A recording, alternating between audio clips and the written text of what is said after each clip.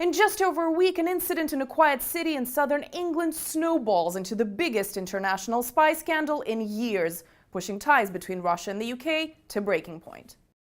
On Sunday, March 4th, a couple are found slumped on a bench in Salisbury. Reporters arrive at the scene for what was thought to be a local incident, but soon after, a global media frenzy unravels, with accusations, allegations, and speculation moving at the speed of light. Exposure to an unknown substance, enter comparisons to the 2006 death of Alexander Litvinenko. March 6th, the UK's counter-terrorism police take control of the investigation. The UK's Foreign Secretary Boris Johnson has this to say. While it would be wrong to prejudge the investigation, I can reassure the House that should evidence emerge that implies state responsibility, then Her Majesty's government will respond appropriately and robustly. Russia says it has no information and offers to help in any way it can. But this part of events is much less exciting for the media than the spy story unfolding before them.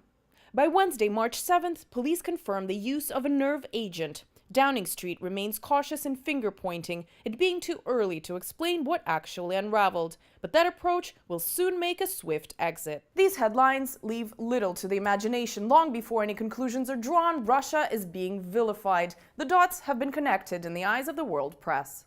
Details of the kind of punishment Russia could face range from diplomatic expulsions to measures connected to the World Cup to be held in Russia this summer. On March 12th, amidst a media hype and under pressure to take a tough stance from her government, British Prime Minister Theresa May is expected to provide clarity. The government has concluded that it is highly likely that Russia was responsible for the act against Sergei and Yulia Skripal. This highly likely comes with a predetermined conclusion. There can be no suggestion of business as usual in relation to our interaction with Russia. Mr. Speaker, this action has happened against a backdrop of a well-established pattern of Russian state aggression. An ultimatum is given to Russia, come clean or else, while Russia asks for proof, evidence and facts. We're waiting for the United Kingdom to respond to a request that we filed in accordance with the very same convention about the necessity to provide us with the substance in question and the necessity to make the whole investigation open to us. But the clock keeps ticking and the deadline set for Russia to explain itself is Wednesday, March 14th. All the while, here's the UK police.